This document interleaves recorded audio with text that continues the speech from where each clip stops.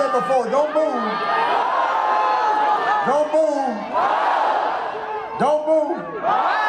Okay. Because it doesn't really matter if some, young man just runs across here and gets his 5 seconds of fame. What matters is who's voting. But I'll get back to that later. I have another thing I want to talk about. Let me just say this. There is I do not believe that every Republican elected official thinks the way Donald Trump does. I think many of them do not.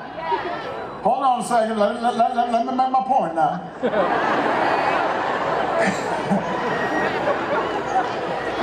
It's good having a hype man or woman, but you gotta wait till I make my point before you hype it. So,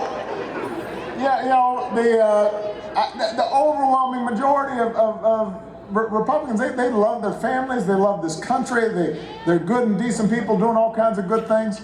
But what is true is that what is true is that over the last 8, 10, depending on however long you want to say, if you've been only about obstruction,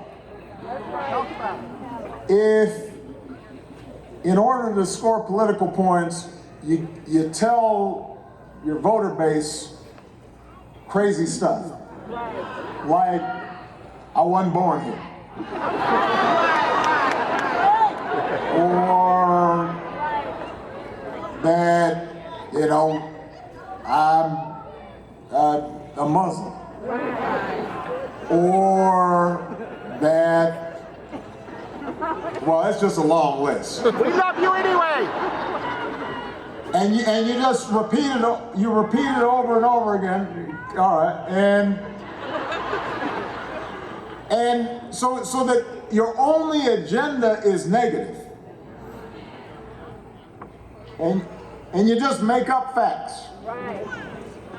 So if 99% of scientists say, the planet's getting warmer and this is something you should worry about, and then you bring a snowball into the Senate chambers and say it was snowing outside, so you must be wrong, using that as evidence to dispute scientists.